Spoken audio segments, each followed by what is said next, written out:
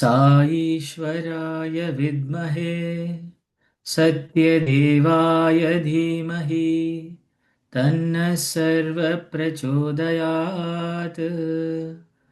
ॐ शान्ति शान्ति शान्तिः। Salam everyone. Sister Kalyani, would you like to summarize the last discussion and then we can... Sure. Sairam, everyone.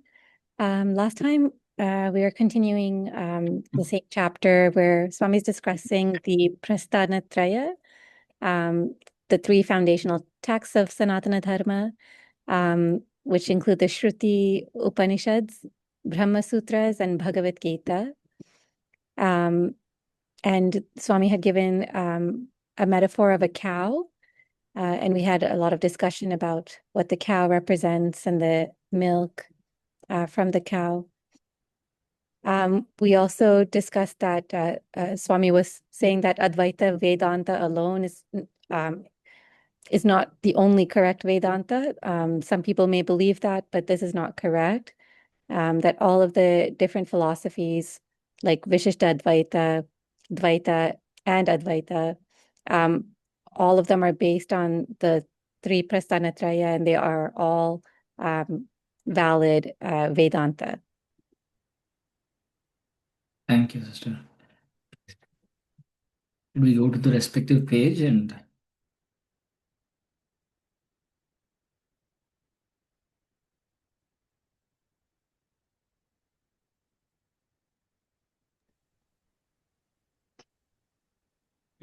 All conclusions drawn from the Prasthanatraya are genuine and deserve the name Vedanta. Vishishta Advaita as well as Dvaita have as much claim to be known as Vedanta as Advaita. This unity in diversity, this harmony in difference, this is the core of the current of Bharatiya thought. There is milk in the body of the cow. The milk has ghee in it, but the cow cannot derive any strength through that ghee. The milk has to be taken out of the animal. It has to be boiled, and a little sour curd poured into it in order to curdle it. Then, when the milk is transformed into curds, it has to be churned and butter separated and rolled. Afterwards, the butter has to be melted and clarified to get the ghee. The ghee, thus prepared, can be fed to the cow, and then it would be rendered stronger. So too, just consider, God is omnipresent, yet he is not amenable to man unless man does sadhana.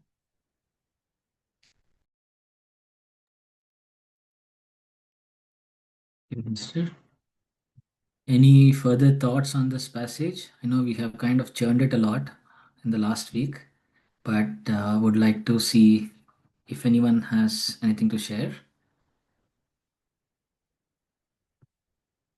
Shall we move forward, sister, to the next page, maybe? Yeah. There is oil in the sesame seed. There is butter in milk. There is water underground. There is fire latent in wood. Similarly, the omnipresent God is in the human body and the human mind.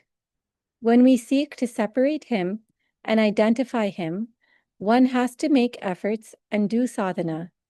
Then, as a consequence of the effort and the sadhana, one will realize that God is oneself, and there's no difference between the two. This is liberation, wisdom, realization, according to Advaita. Shankara names this process the upasana of Advaita. Thank you, sister. Auntie, Telugu part Yeah, of it? sure. Sairam. నువ్వులలో నూనె, పెరుగులో వెన్న, భూమిలో నీరు, కట్టెలో నిప్ప కలిసి ఉండినట్లుగా. Just like the way the oil in the sesame seed, the butter in the milk, and the water underground, or the fire latent in the wood, సర్వాంతర్యామి మానవ శరీరంలోనూ మనస్సులోనూ కలిగి ఉన్నాడు. even the omnipresent God is tied up to this human body and human mind. అతనిని వేరు చేయాలంటే ప్రయత్నము, సాధన చేయాలి. If one wants to separate him, it's not exactly separate, right, Auntie? If one wants to realize him, but here it is return అతనిని వేరు చేయవల. yeah. Okay. If one wants to separate it out from separate God from body and mind, one has to go through sadhana and effort. అప్పుడు ఆ రెండిటి అభేదత్వము అద్వైతంలో తెలుస్తుంది.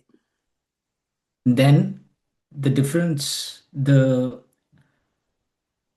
unified nature of both of them would be known through Advaita. అదే మోక్షము అని శంకరుల వారు దీనినే అద్వైతోపాసన అని అన్నారు. Shankaracharya has called that as true liberation and also called as Advaitopasana. Sairam. Sairam. Yeah, I think this looks more like a, again, Advaitic way of looking at things on how Swami is showing, while unifying both Dvaita and Vishishta Advaita with reference to the examples that Swami has given. Any thoughts, any other insights that anyone would like to share from this passage? Yes, Shivani sister. Sairam, I think it needs little clarification for myself. Usually we say we are not body, we are not mind, but what I'm hearing from translation, and it could be me, that God is present in the body and the mind as well. So we cannot separate him from that. So Correct. what is that? Like, I think, sister, one clarification, quick clarification, more context on that separation that we're talking about. I think there's the same paragraph in Telugu in which Swami is mentioning about the cow and milk and the evolution of butter out of it, the emergence of butter from the milk. Just like the butter is being separated out of milk, though it is latent in milk. In the same way, I think similarly, the omnipresent God can be separated out through sadhana or the effort. I think that's the context, just adding that context. Sorry to interrupt you. Go ahead, sister, if you have further questions on that.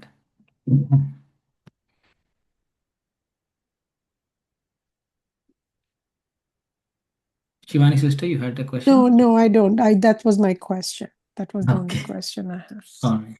Yeah, I think because it's shown as separate paragraph, we are seeing it as separate, but there is no, I think it's a continuation of the previous concept that Swami is telling. So I know, I understand. Maybe the omnipresent God is in human body and human mind, right?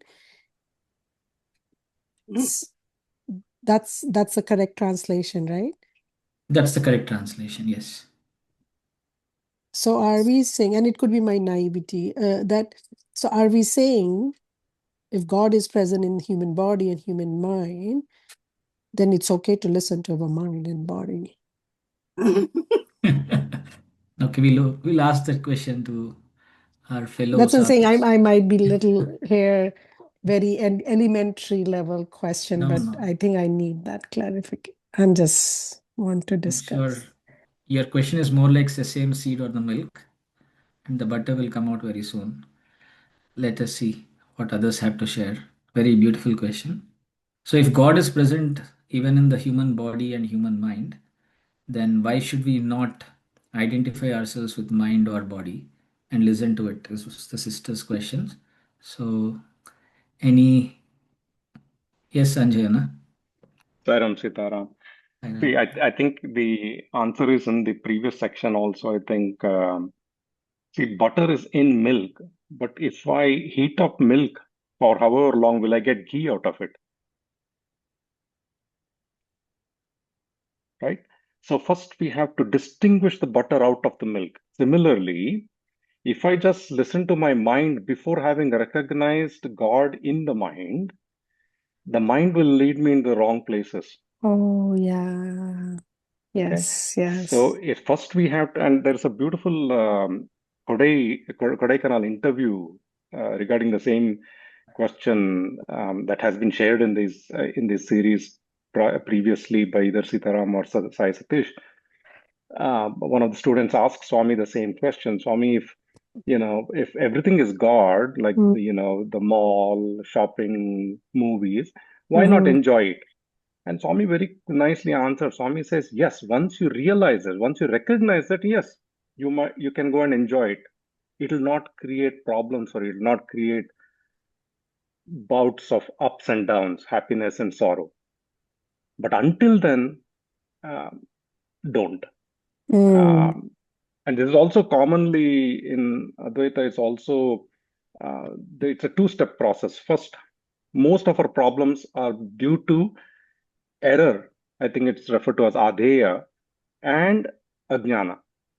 So to go to the example of snake and rope, if somebody sees a snake in the rope and they come out of the room and then you tell them like, no, it is a rope. It is not so easy to tell them it's a rope because they, with their eyes, they saw a snake there. So first thing is to correct the error, which is to say it is not a snake. And then the second step is to point out it is a rope. So it's a two-step process. First is the superimposition. First is to not know it's a rope. And then the second is to superimpose upon it something that is completely different from the rope, which is a snake. So first the error has to be corrected and then the truth has to be identified. So it's a two-step process. So in the same way, if we say like, oh, everything is God, the world is full of God, Sarvam Vishnumayam, and we'll enjoy the world, then it leads to ups and downs until we have first separated the two, seen the God in it, and then, yes, by all means. Yeah.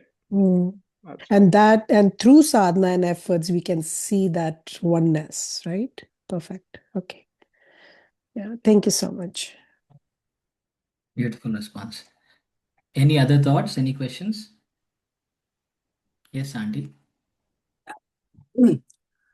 Basically, what we have to do is what Sanjay was saying, that first of all recognize the Auntie, divinity. please don't call me Sanjay or nothing. Sorry, everybody says Sanjay Anna. So no, just Sanjay is. It just No, came Anna, ours Anna. She's saying your Sanjay Anna. okay. You're all caught up with the bodies now. Okay. We first, what Sanjay was saying was to find out the error. What error are we doing? Are we committing here? We are saying, yes, Shivani was saying that why not we have mind and why not we refer to the mind, whatever it says we can do, because God is there. No, it's not it what he was saying. First of all, recognize the divinity in everything. Then the divinity has to be separated to realize that Lord. That is what the sentence is. First, I was also confused. There is no difference between the two. When I read that, what is this Swami is trying to say? That's exactly what all of you are saying, that first of all, take that error that I am not going to commit myself to the mind, even though it has divinity.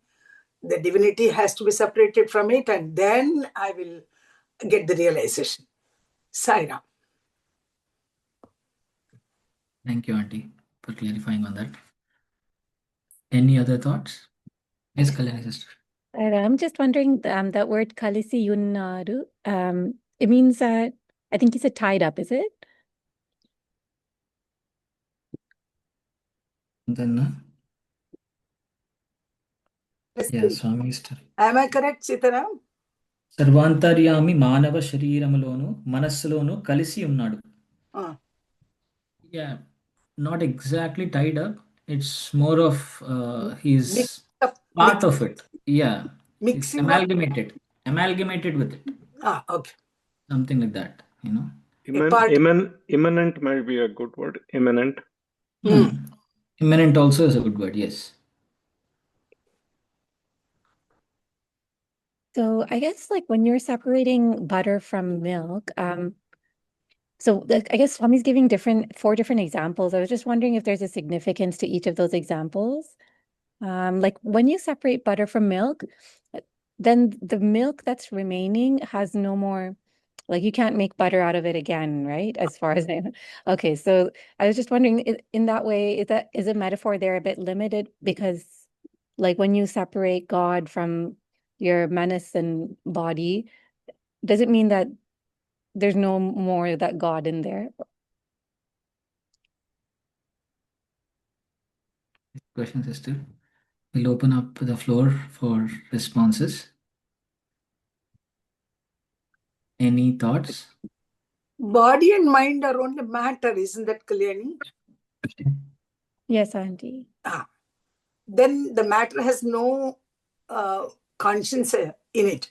Only the light of consciousness falls in it, and then it makes it alive and active. Before that, it's only when divinity is taken away from it, or when it is separated from that body mind will remain there, but it will not have that kind of consciousness in it.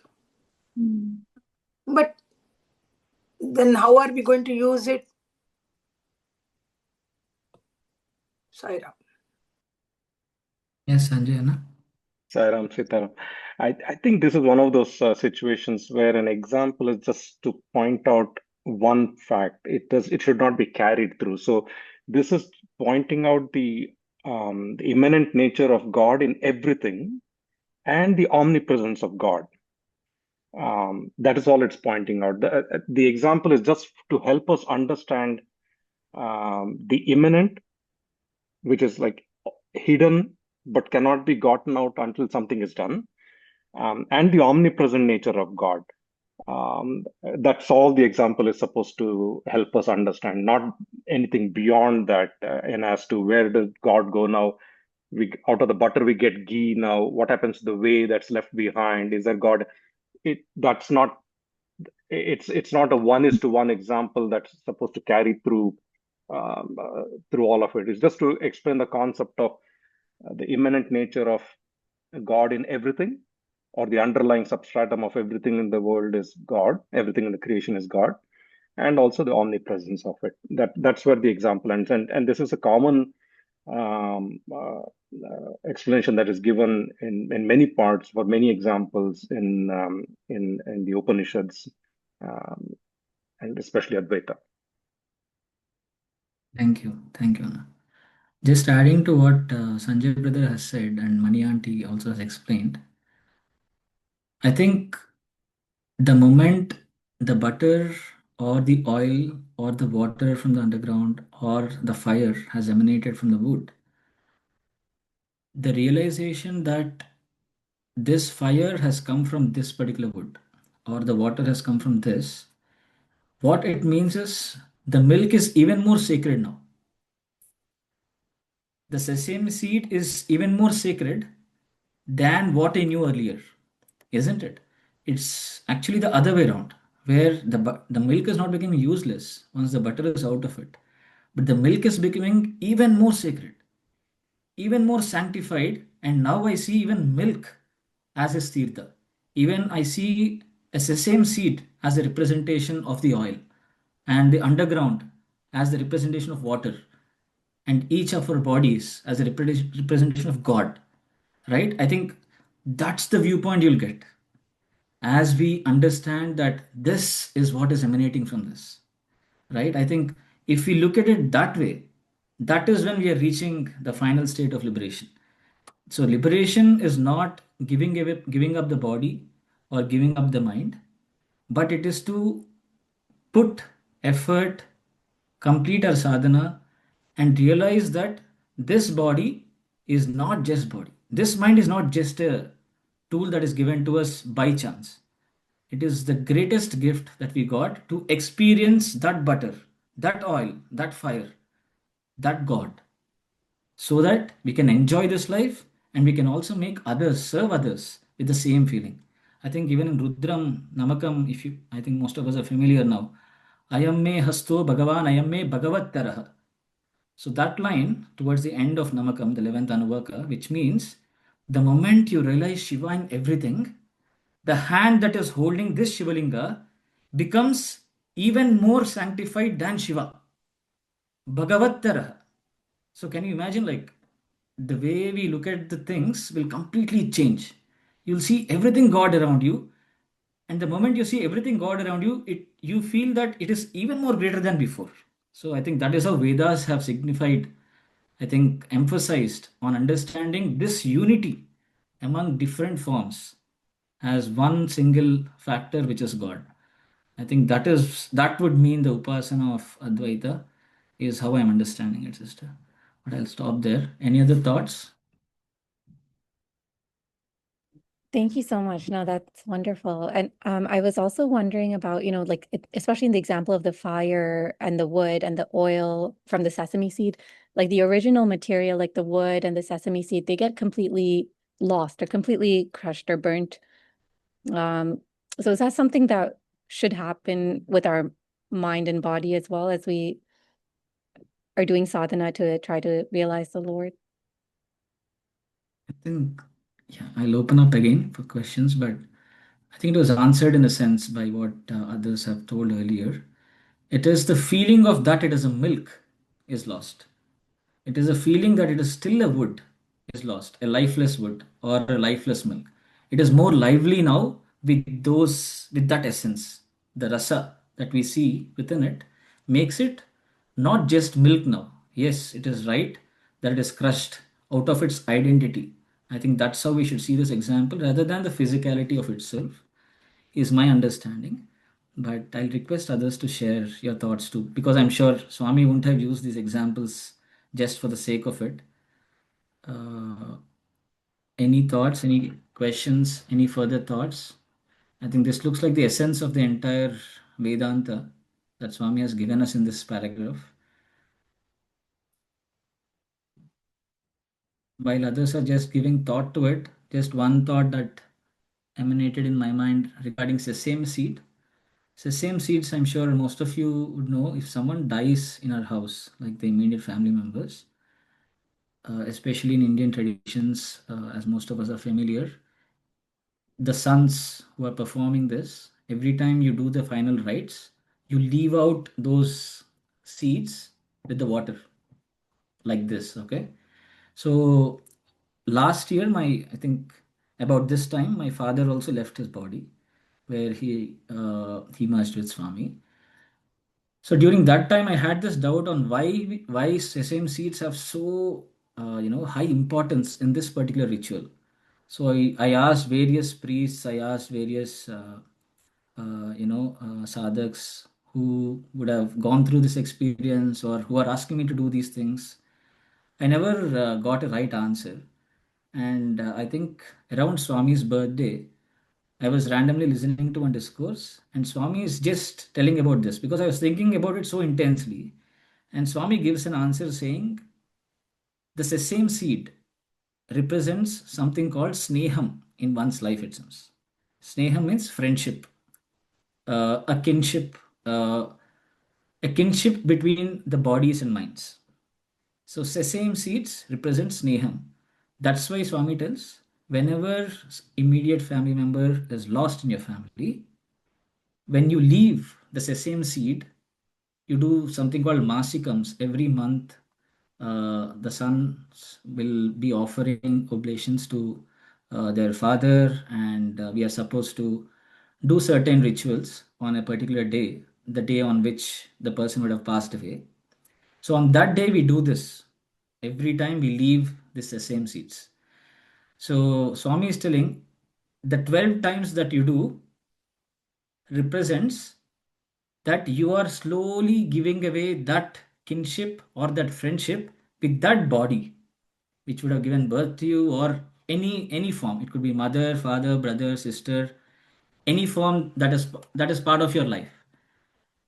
So this sesame seed actually represents that friendship, that attachment to the body. So the moment you give this, you are actually asking God for more detachment, both for yourself as well as the other person who has actually left the body. So that is the significance of a sesame seed in Indian rituals. I thought I'll just make a mention of it because we are anyway doing values in the Vedas and other scriptures of our Upanishads and Shastras. Any other thoughts while I'm talking about this? I thought I'll just fill up Sai space. Ram, Yes, Andy. while you are mentioning about the sesame seed, in Sankranti, during that Sankranti festival, we give that good and sesame seeds. So Yes. in Maharashtra, they say, til til khawa, god god bola. So sweetly. So, but here, on this occasion also, as you say, it is to establish that sneha or the friendship with others, and to make it stronger, we give that sesame seeds and jaggery to make it sweeter. That also, Swami's explanation about sesame seed, beautiful, very Yes. beautiful. Today Never also, heard about it. It's only and he can give that. I had not heard about this particular thing. But that sentence goes always with, we go and give that till that sesame seeds we give everybody, but it was given in friendship also. And now, as you say, the friendship also slowly it has to go back. So all the 12 months when you do that Pinda Pradhanam, the till also is given, and it's slowly the friendship with that body, whether it's father, mother, whoever it's. Mhm. You're offering Slowly it back to him. detaching ourselves. That's very. Yes. Thank you, Swami. Thank you. Yes, Arna sister. Saram, I just wanted to see here. See, when you see oneself, there's no difference between God and you. That is the part is liberation. That's the part is wisdom. That's the part is realization. What is exactly liberation means? You are out of the mind and body kind of. Wisdom mean you understand the your atma kind of. That's the way it's a one by one because according to Advaita is that, and Shankara names this process. What is that process? To get to the upasana. Upasana is go close. Upasana, I think, is near to the God, right? So is this one thing only out of this we are trying to get it? Because even though it's a liberation, we think as a union with God or liberating ourselves, but everything means some other way to different way to look at it. Shall we go little deeper in that to understand little more, please? Thank you, Saira. I wanted to So, understand. That's all. so your Thank you. your question is around Yeah, what I'm is the getting it. Liberation is this, wisdom. Is that the process? Sankara names this process. What process? That I'm trying to understand. And no. listed all these three before. Mm. So, trying to Yeah, I understand. think yeah, I In think this in Telugu. Yes, Auntie, go ahead. Yeah. in Telugu, Swami says, ప్రయత్నము చేయాలి, సాధన చేయాలి. అప్పుడు ఆ రెండిటి అభేదత్వము అద్వైతంలో తెలుస్తుంది. అదే మోక్షము. స్వామి uses the word అదే మోక్షము. శంకరుల వారు దీనినే ఉపాసన అన్నారు. So here Swami always has said about liberation. It is not moksha, it's not some loka where we are going and then enjoying ourselves. It is liberation is mohakshaya. Swami has always been explaining it, this word moksha as mohakshaya.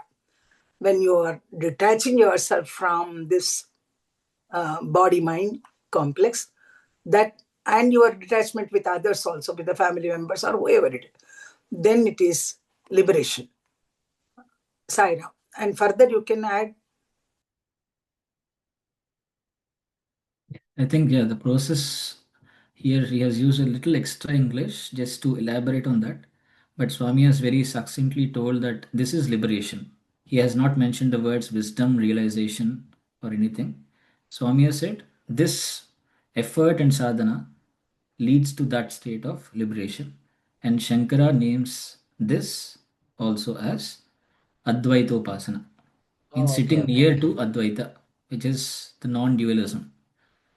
So the process is what is explained through last two paragraphs, which is the Paragraphs. churning of Okay, the not mill. this kind of. Okay, I Correct. got Yeah. it. Thanks. Any other thoughts, questions on this passage?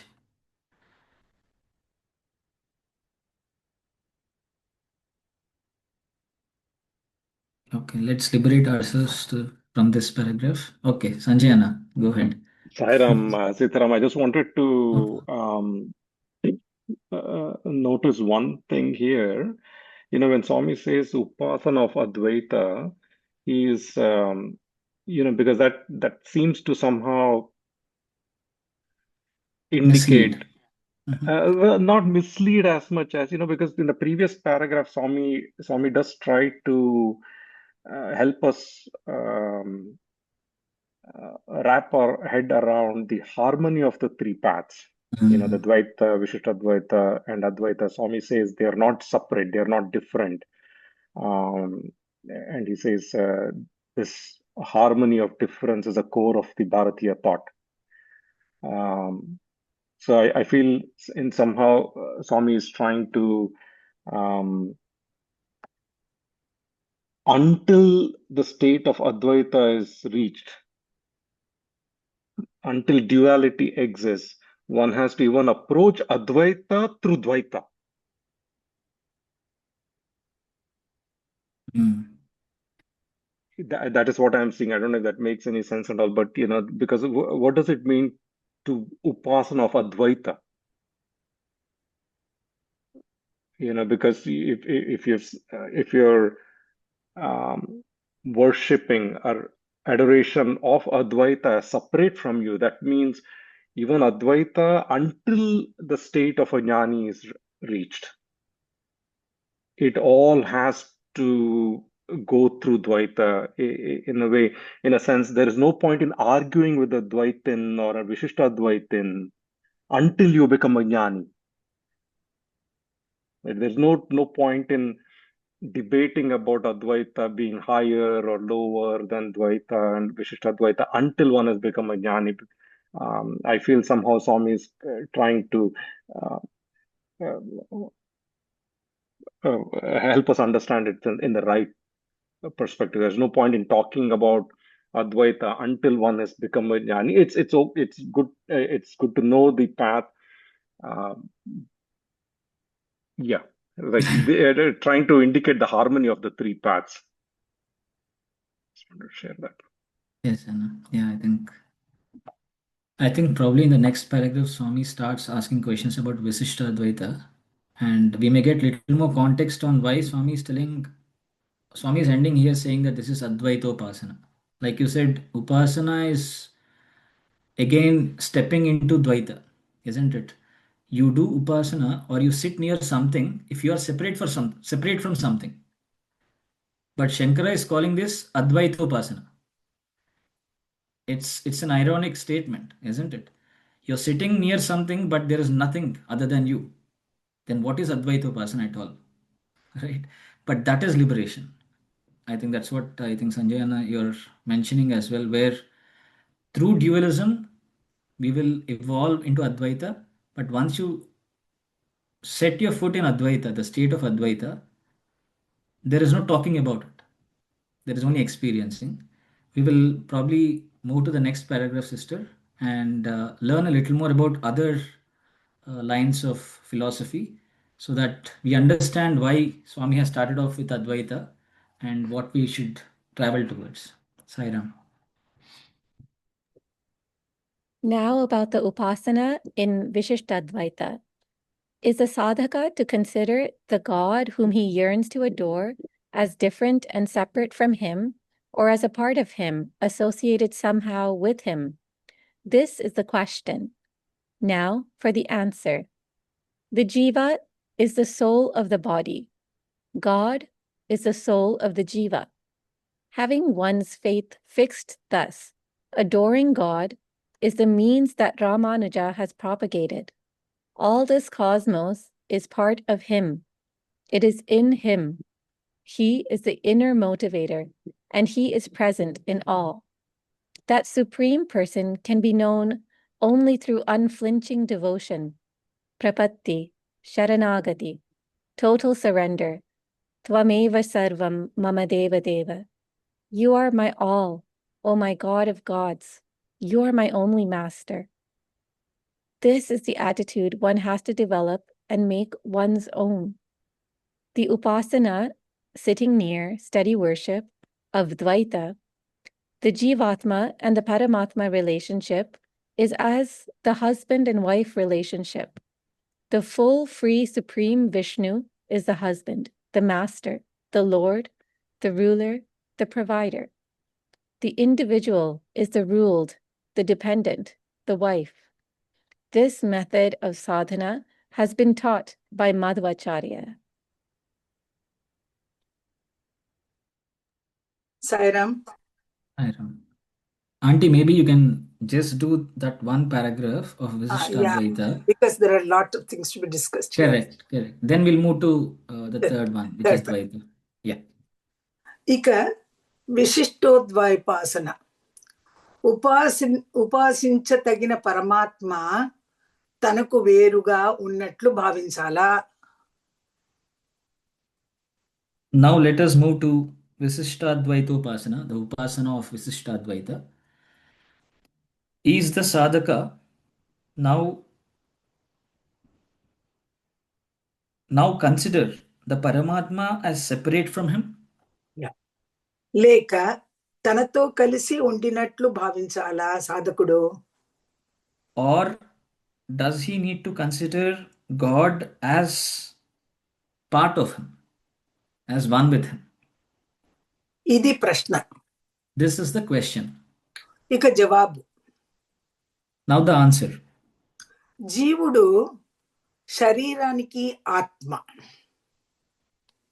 The jiva is the atma of the body. అలాగే దేవుడు జీవునికి ఆత్మ. In the same manner, God is the atma of jiva. అలా భావించి ఉపాసించుటే రామానుజాచార్యుల విశిష్టాద్వైతోపాసన. Adoring God in such manner with such feeling is what Ramanujacharya has told through Upasana of Visishtadvaita. ఈ సమస్త భూతజాలము ఎవనిలో ఉన్నాయో, in whom this entire universe is present, ఎవడు ఈ సమస్తానికి అంతర్యామిగా వ్యాపించి ఉన్నాడో,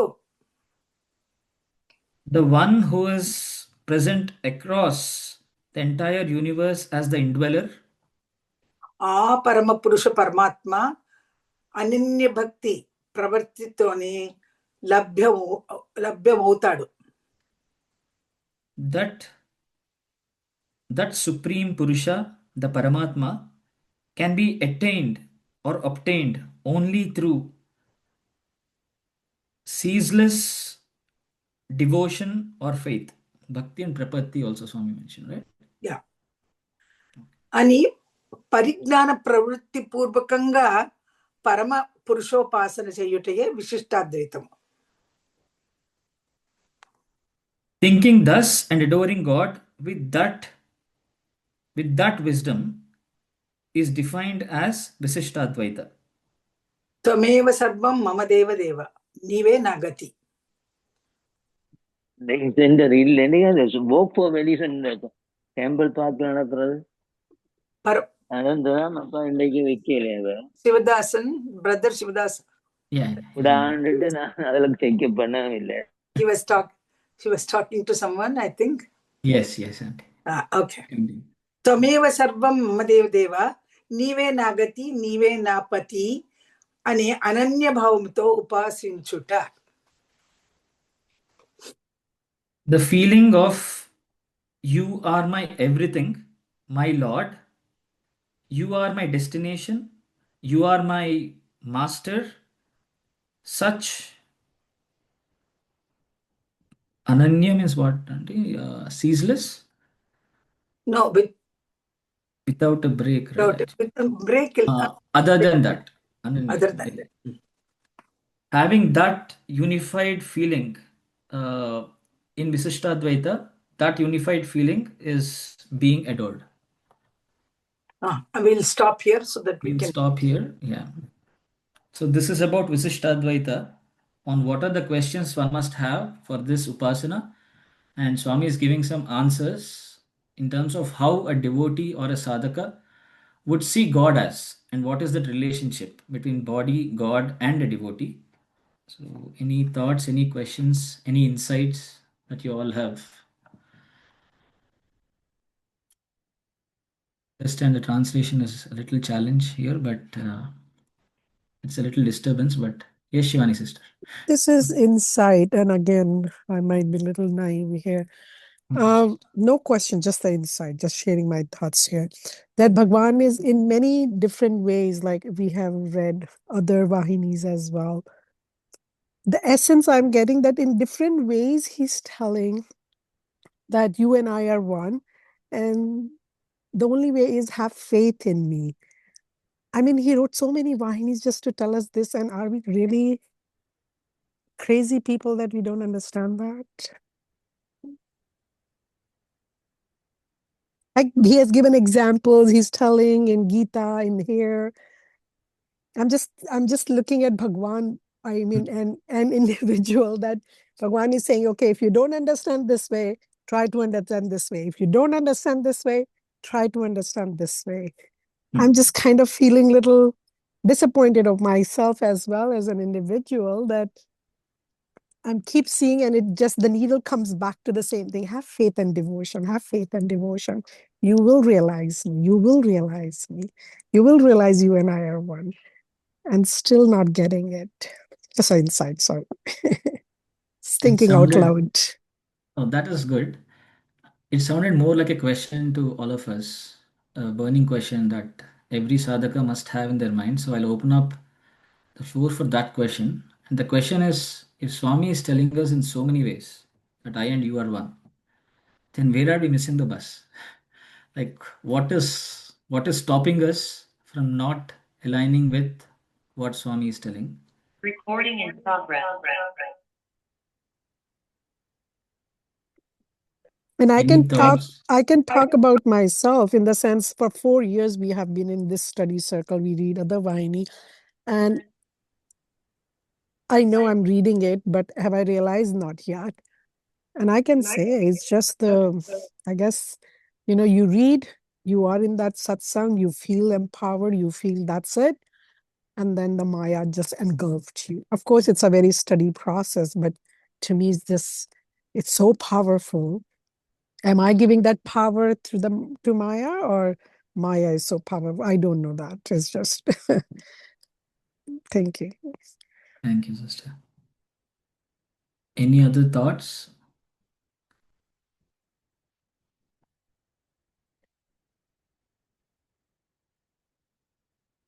I think sister was having a question and an insight as well attached to it. See, no, Yes, I yes, was brother. out in the car and, I just came in and, but this is a difficult subject was going on and a lot of questions everybody had and explanation.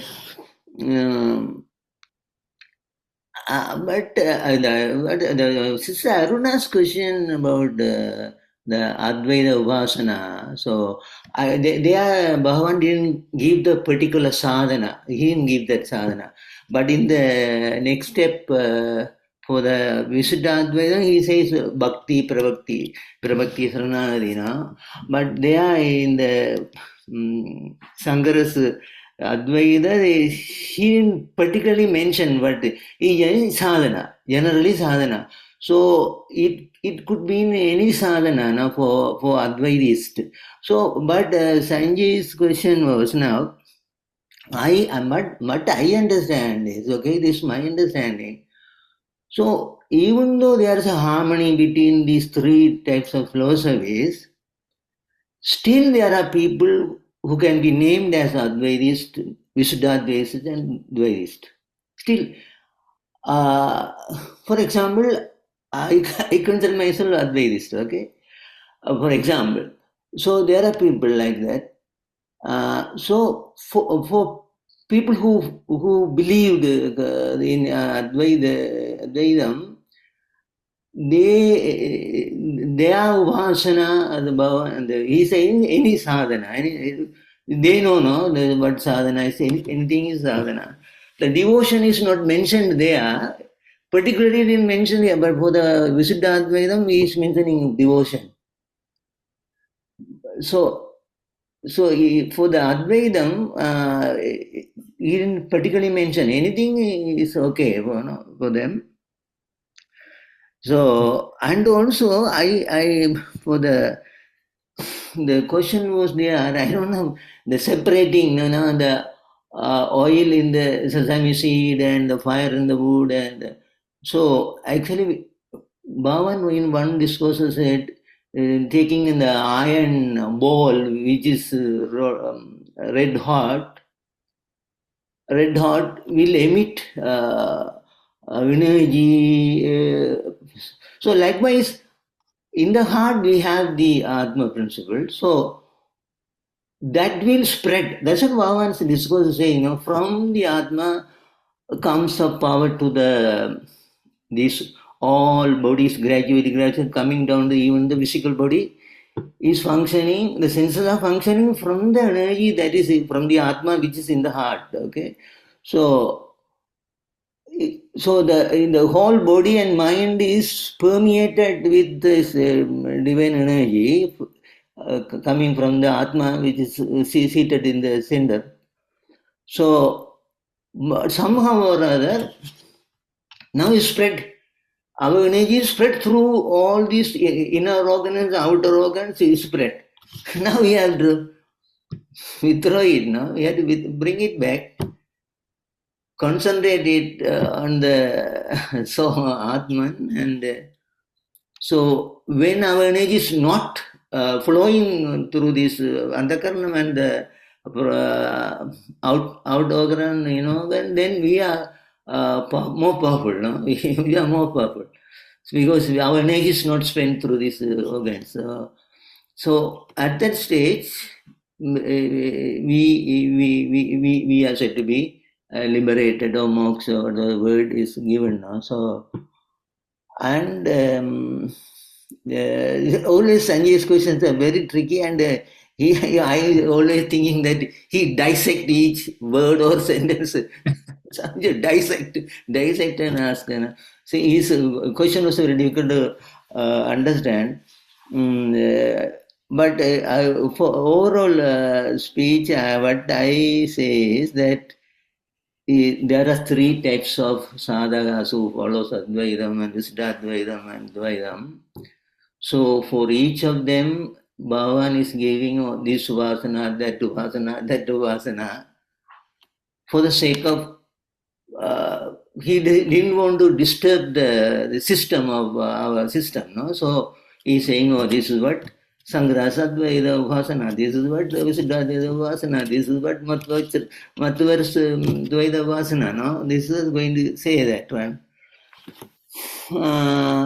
I just put out what I was in my mind, okay? I don't have a particular question. I didn't answer to any of your questions. I am just now stopping and let us continue. Thank you. No problem.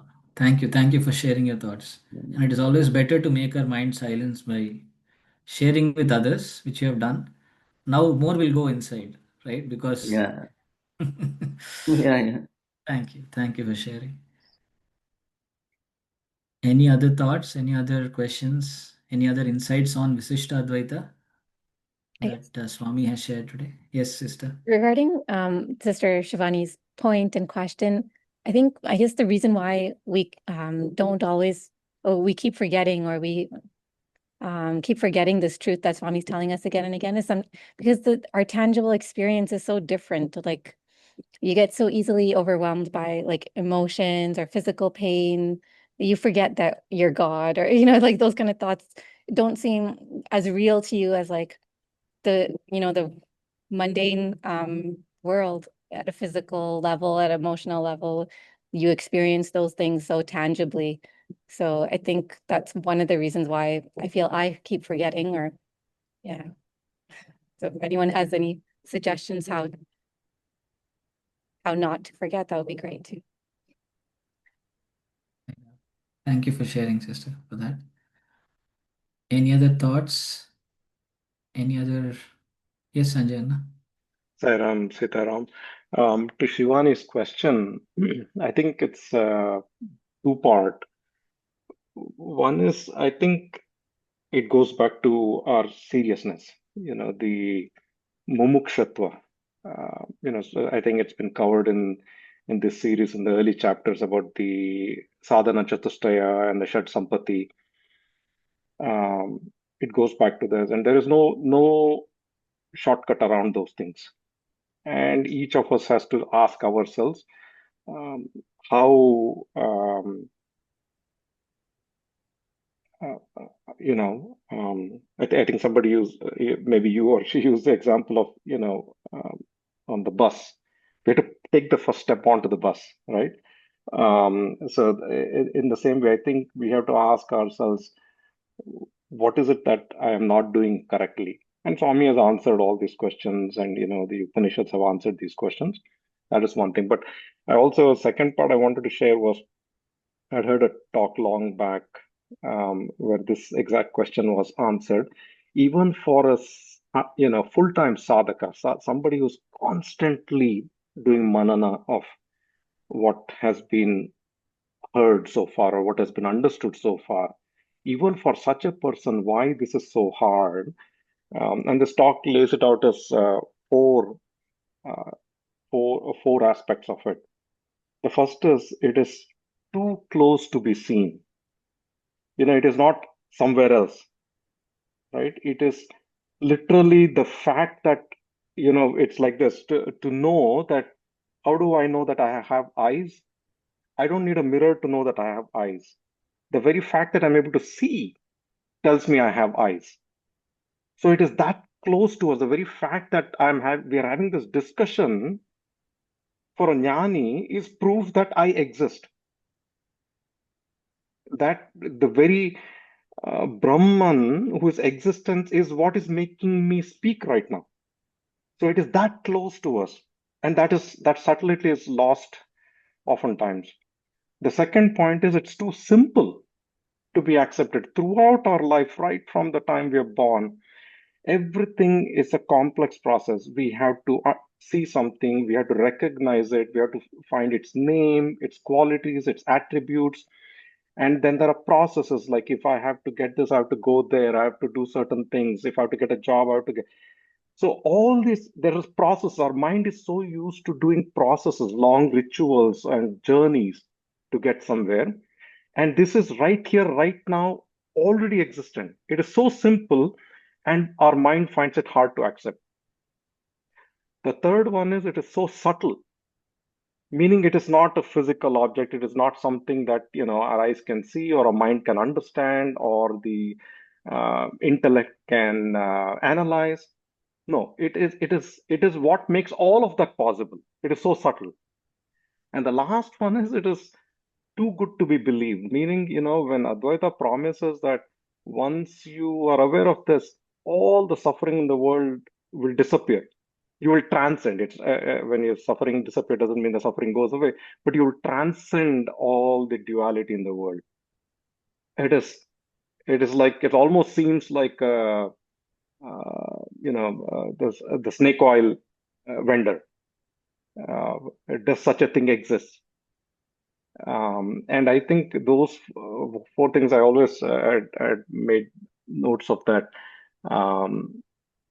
Is another reason. Even for 100% a full-time sadhaka who is constantly in this manana part of this process, these four things become incredibly um, these four hurdles exist, and I think that's where the grace of God comes in.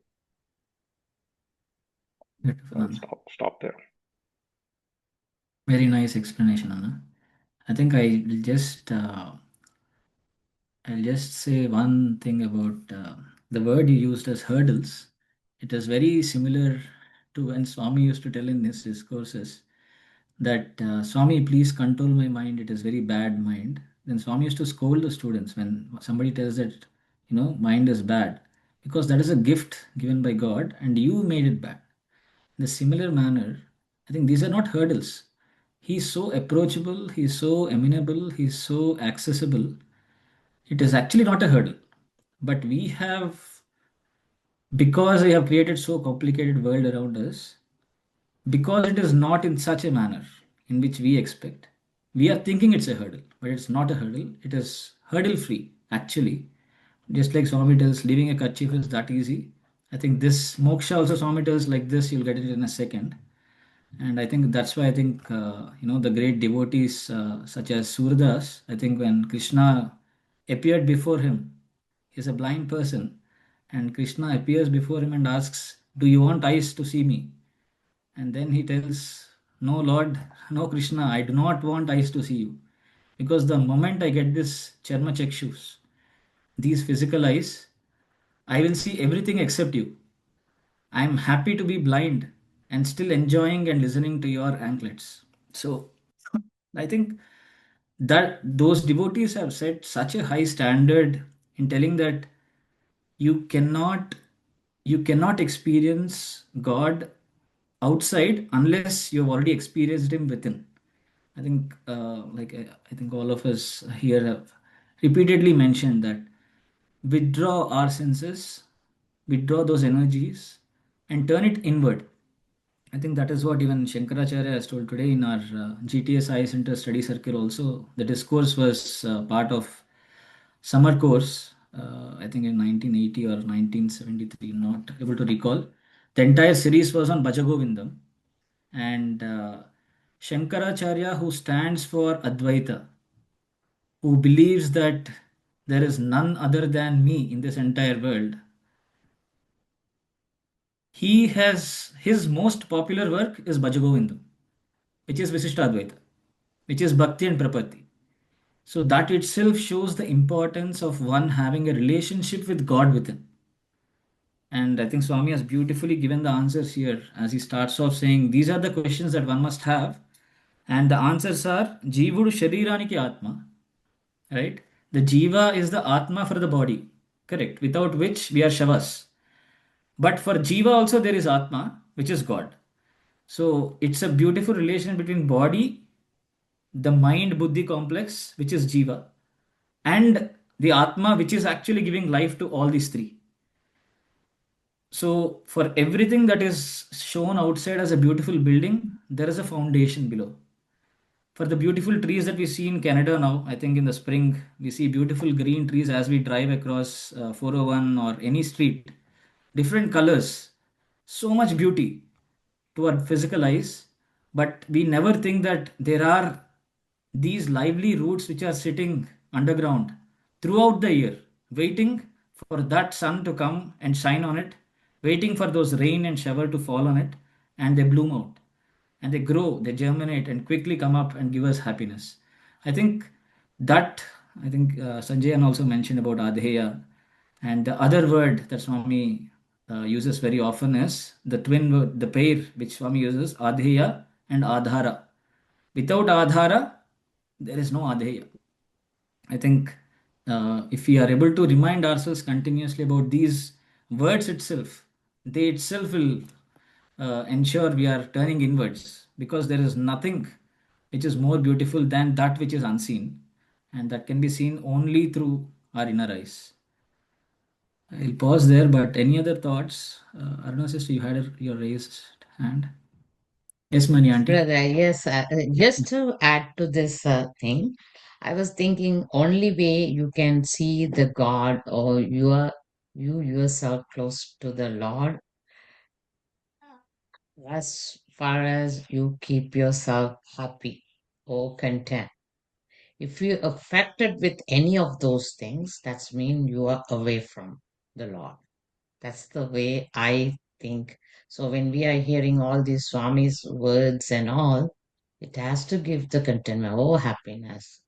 So whenever it's affected with the worldly things, that's mean you are keeping it. So anything comes in your way that is not disturbing, that's mean you are, whether it's right or not, that is the second part of it.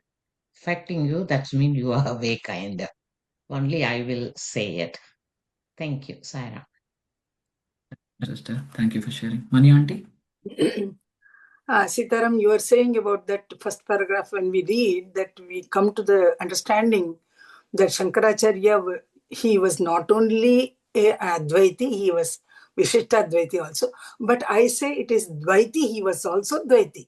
Because being the most propagator of Advaita, he was composing so many these things, slokas about Devi, Rama, everything, all All the the deities, yes. he is placing himself as a upasaka, and then God is separate.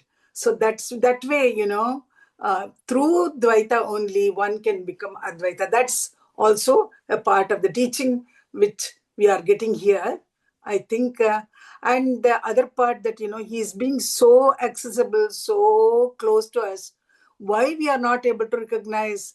We had several reasons given here, and I would like to add that from the number of births we have taken in the past, that vasana is still consisting.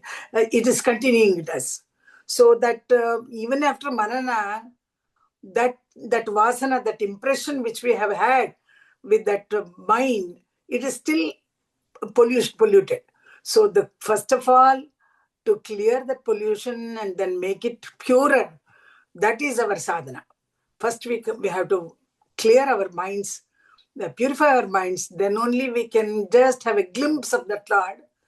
And uh, for the coming several births, we will may have to make sadhana to reach Sai Ram. Thank you, auntie. Auntie, one more thing. The Advaita people can see the Visista Advaita and the Dvaita because they know these are the steps they have to pass through, kind of, right? So, in that sense, if he's composing the Visista Advaita part of it or saying about Visista Advaita, it's okay, right? But as the Advaita person can see as there's no difference with it. That as a process of kind of only, right? That's how we learned before, think. So that's I thought of just sharing. Also, maybe we have discussed before how, I think as long as you have a mind, and there's automatically duality. So maybe the highest level that you can get to with your mind is Vishishta Advaita. But Advaita, if it's beyond the mind, I guess there's no sadhana, nothing else that can be. I guess it's beyond description at that point.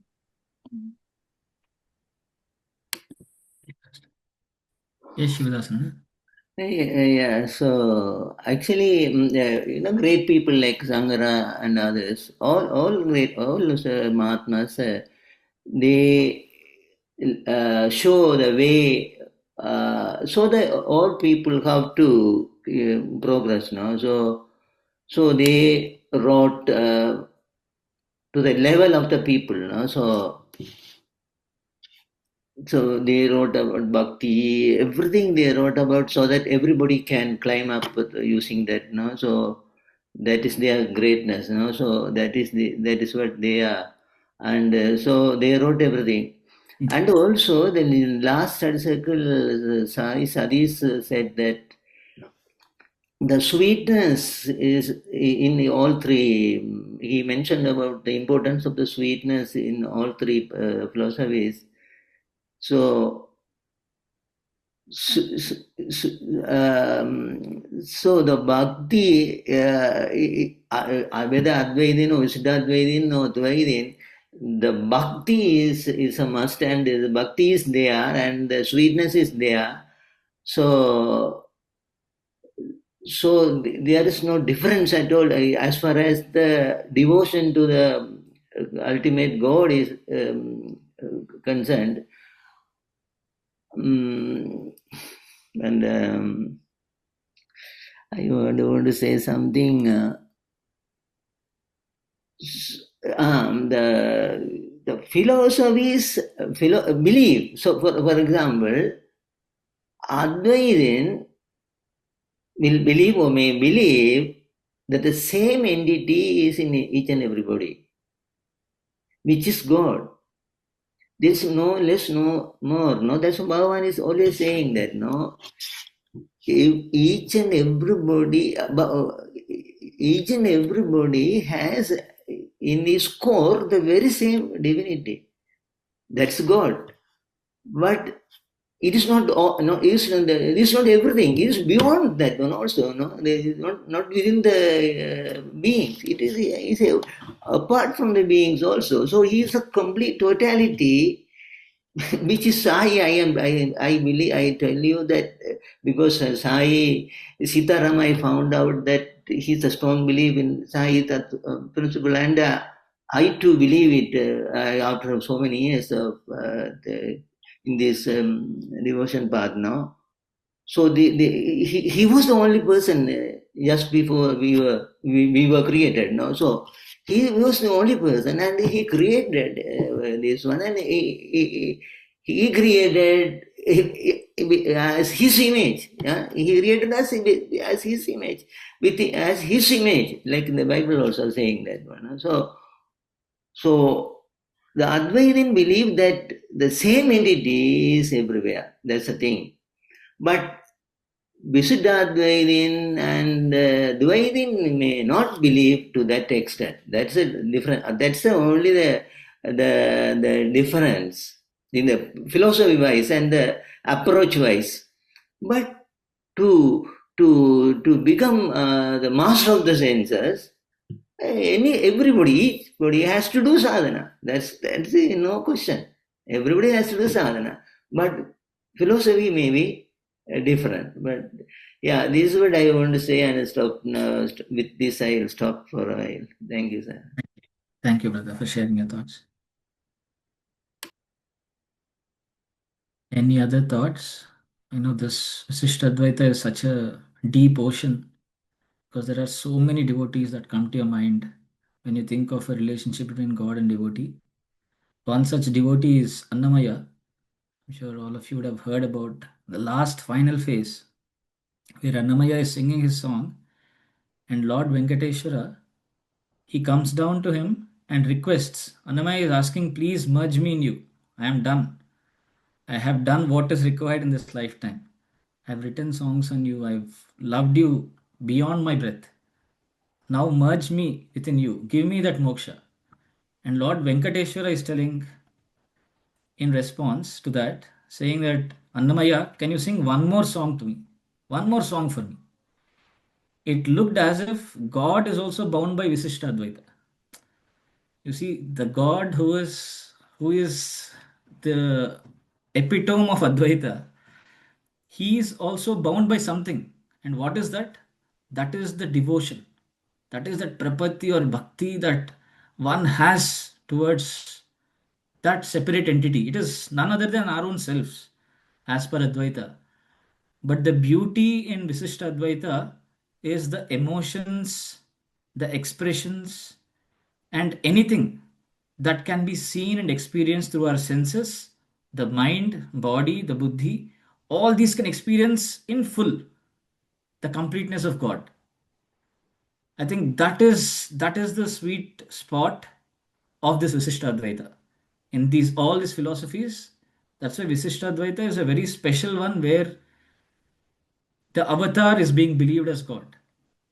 Otherwise, everyone is an avatar. Everybody is an avatar, right? From Advaita point of view, everything is an avatar. Everybody is an avatar. But in Visishta Advaita, there is an avatar who's coming as Krishna, Rama, Buddha, Allah, or Swami. And they're giving us the chances to understand who is he really and taking us to the planes of Advaita. And again, plunging us down into this ocean of samsara and yet making us enjoy that beautiful form and name. I think that is the beauty of Visishta Advaita. I really enjoy that relationship with Swami, or I'm sure all of us here are able to see that essence of Swami only through all these sadhanas, either through study circles, the bhajans that we have, the discussions that we have, the experiences that we share. All this is based on Visishta Advaita, right? I think it's a beautiful concept that our ancient gurus have come up with. And God has also kind of written on that, means it is definitely a stamp of authority saying that, yes, this is definitely a path for us to reach our final destination, moksha. Any thoughts, any suggestions, any other insights? Yes, Shivadasana. Yeah. What you said is perfectly true because all of us have Sai as our God, no? So no doubt. So that's what Bhagavan in one discourse I separated, and the one discourse he said there are only two questions. One is who is Baba and who is Jiva. That's two questions. And he said Jiva is the reflection of Baba, and he said no. He said Baba is a totality, something like that, and Jiva is a reflection of Baba. Is it? He said this one very nicely. So ultimately, that is going to be the truth ultimately, because even the Bible they say that God created man in His image. No? So even though we talk of so many things, actually we are nothing.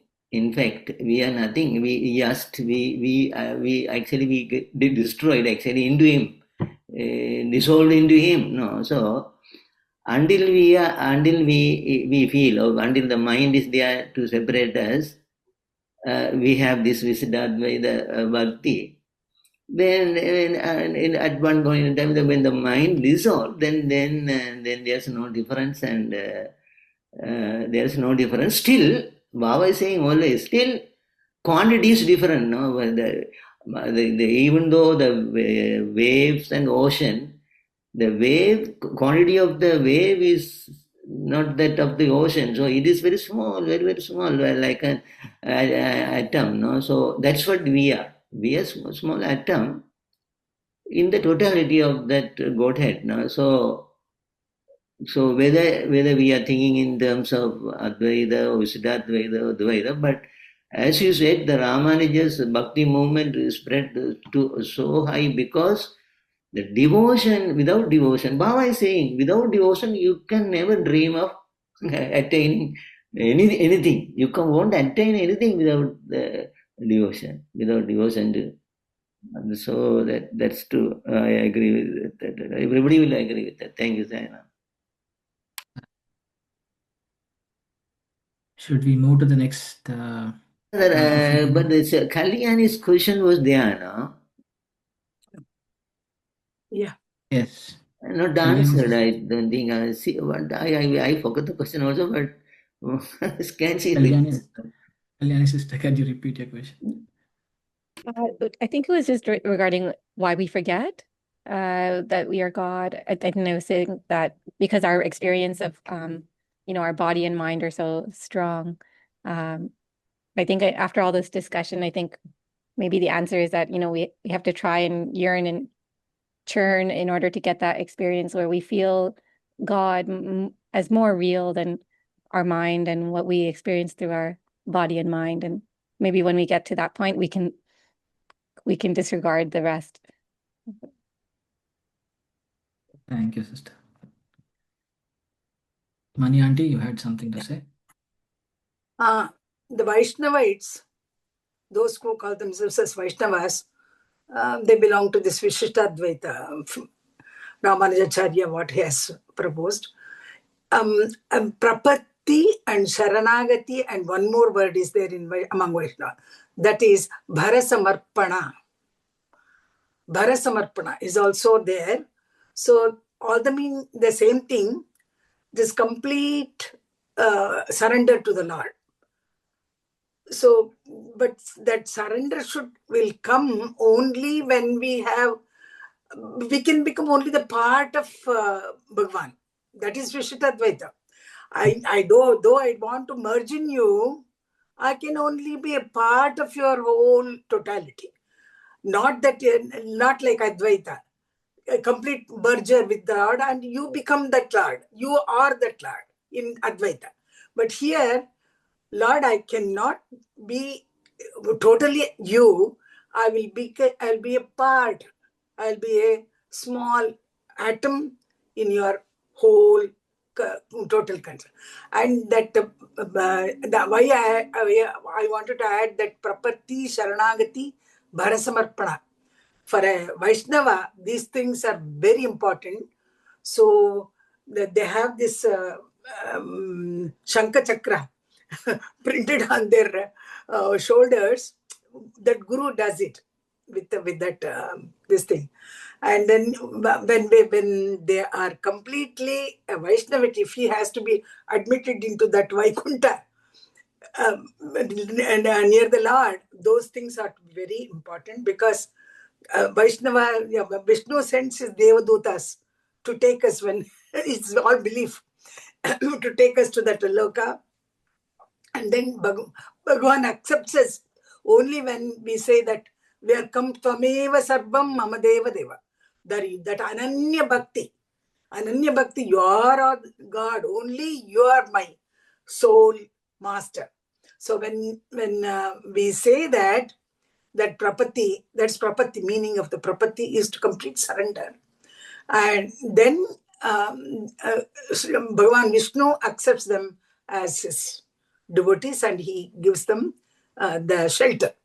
I wanted to add that Bharasamarpana, because I have come across that word, Praparti Margam and Sharanagati Margam. These are very important things in Vaishnava cult, Vaishnava this thing. Okay, Saira. Sort thing, okay? I remember them in Bhavan discourses, you may recollect everybody.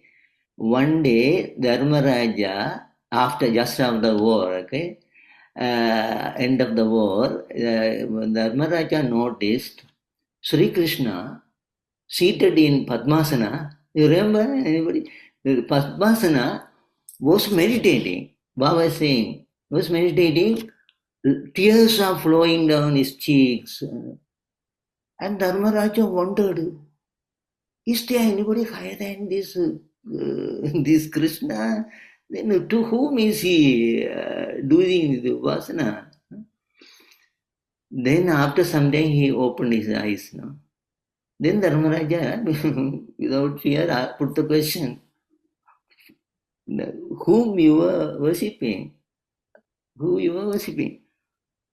No. I am enjoying the devotion of the Bhishma with his arrows, on his bed of arrows. He's meditating on me. I am enjoying that one.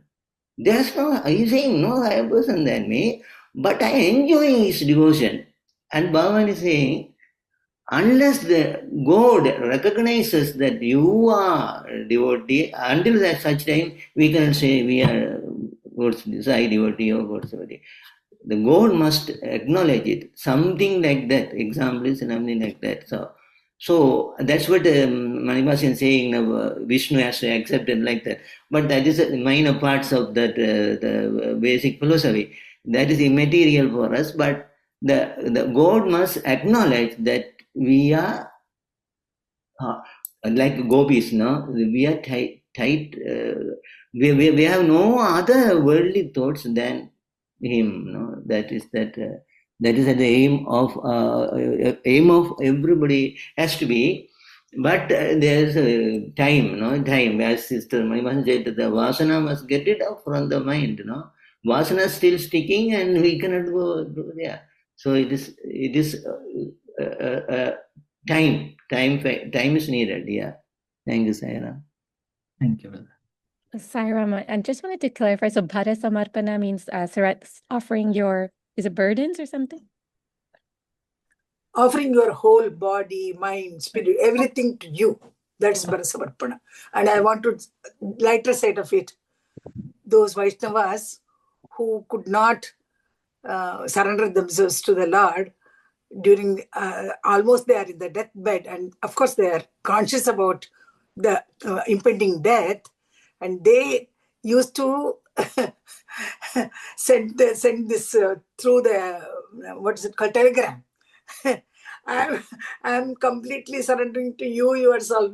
They used to send the telegram to the gurus saying that I'm surrendering. So that is the lighter side of it. I'm saying telegram used to go to the saying that I am Bharasamarpana. That's just a joke. That's all. At least they have faith that those gurus have authority to take them to Vaikuntha. So, Yeah. which is at least one step forward. Yeah, before death, they thought that they should do it. At least now I should do. Yeah. Excellent. Sairam. Aruna sister. Sairam, I just, after all this discussion, I'm thinking too much. I think I just wanted to ask here because I don't want that confusion here. See, the Advaita, we think God and me as no difference, right? Right?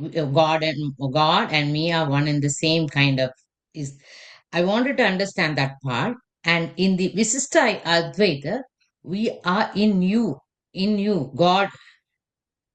So where's that? See, you cannot be God power. You and one are same kind of that mindset shouldn't come into. There is something slightly something is I need to understand that something is missing in my understanding, I think. So Visista Advaita, you are a God, you are in God. Where Advaita, we are saying you and me are same. That also, it's an ego point of view. You coming to God kind of thing. That's a small thing I wanted to understand from everyone. If anybody has some, thank you, Saira. Nice. Thank you, sister. So the question is, are all Advaitas very egoistic in a way? But let us listen to everyone's responses and thoughts. No. I in the Sangharas example for the Advaitam is the one sun reflected in the so many pots in the water. Pots have water. So many suns are in the pots. So after all, it's a reflection. No? It is a reflection. There is not a separate thing. That's what even Shankara's example is that. No? So Advaitam in the correct sense is image actually. We are nothing actually. So when the feeling that when the pot and the water is removed, then there will be no reflection. Only that one sun will be there. So in that way, we are nothing.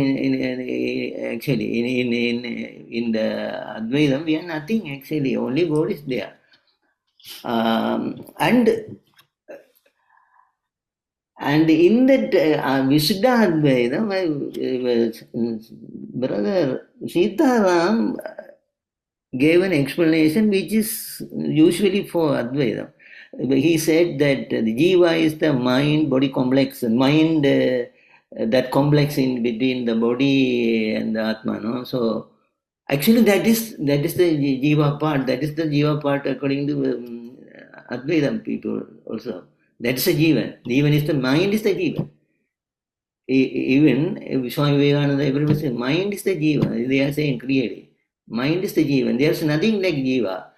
So, but in the real Visuddha Advaita, part of God. We are part of God, very minute part of God. So both are Advaitam, but it's slight difference. Visuddhayans say they are part of God, or like the body and the instruments like that. And in Advaitam, only one. But we are reflection, and when the water and the water actually, if there's no water, there won't be any reflection. So mind is the water. So if the water is dissolved, there is nothing. It's only God. Okay, I will stop with that. Thank you. Yes, Sanjay Brother. Sairam Sitaram. To Sister Aruna's question, I think the answer is in the question itself. When you say it seems a little egotistical, it seems like ego. That's exactly right. When does ego exist? When there is separation. And when there is separation, you have Swami actually gave this beautiful this bhajan that's composed after the words that Swami gave. I am God, I am God, I am no different from God. It's actually part of a I don't know if it was a discourse or an interview words from Swami.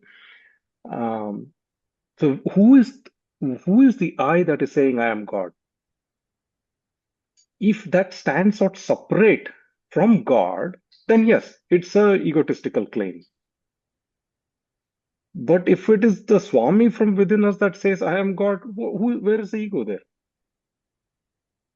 So I think it's just a matter of when I, as who I think I am when I woke up this morning, I'm Sanjay, I'm so and so, I live here, and this is my family, this is what I do for a living.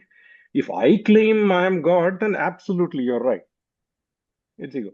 But if I transcend all these things, and once a river is merged in the sea, if the water in the river says I am the sea, nothing wrong in that. But as long as the river is not yet merged in the sea, if it says like, oh, I am the same as the sea, everything is wrong in that. So hopefully that explains a little bit. Very good. Thank you so much. Beautiful explanation, Anna. I think one other example also that comes to my mind as you're telling that is, if I am calling I am Sitaram, or Sister Aruna is telling I am Sister Aruna, do we feel any ego there? Like, I'm just telling I am this. Just like that, once I realize that I am God, and I'm saying I'm God, this is what I am. Just like in Ramakatraswani, we are reading, Rama, why are you so silent? Everybody's asking him, it looks like egoistic Rama, right? But Rama is saying, this is my Swabhava. This is how I am. This That is is the not nature. ego. This is my nature. So I think obviously it is very apparent that we get these doubts now, and that is a sign that we have definitely not reached the Advaitic state of mind. With Swami's blessings, I'm sure all of us will reach and experience that. And I think the moment we experience that, there is no talking there. There is no explaining, there is no seeing, there is no listening. I think it's only unifying experience with our own selves. So, should we close at this point of time with these thoughts, or any other final closing remarks, thoughts, any takeaways from today's session in the last 1 minute? We can refer to the Nirvana Shatakam when Shankaracharya is Shivoham Manobhara Chittanina Nacha Shrotra Netre, Nacha Grana Netre. Nacha Vyoma Bhumir Nacho Bhumir Tejo Navayuhu Chidananda Rupaha Shivoham. Shankaracharya has given that We are not that body, we are not that ears, we are not that grana, we are not that eyes. We are only Shiva.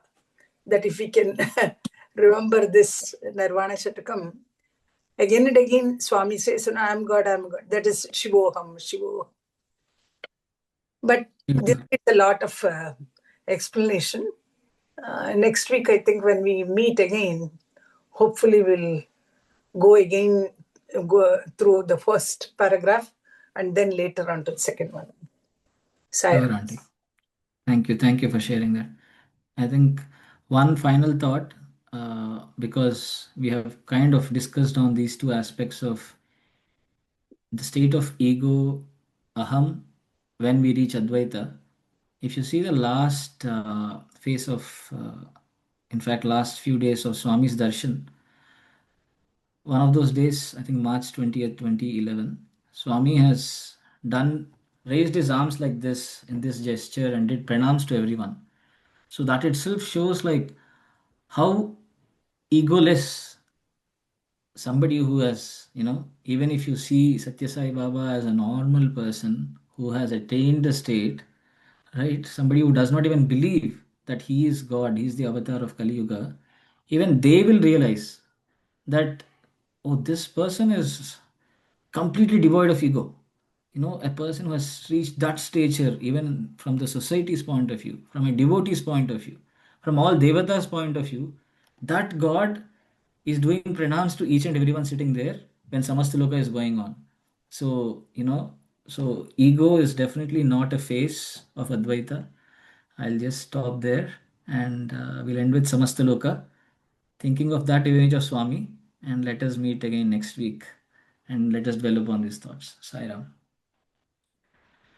समस्तलोका सुखिनो भवन्तु समस्तलोका सुखिनो भवन्तु समस्तलोका सुखिनो भवन्तु ॐ शान्ति शान्ति शान्तिः जय बोलो भगवान श्री सत्य साई बाबा जी की Jai. जय। Thank Sai you, Ram. Sai Thank you. Ram. Thank you. Sorry.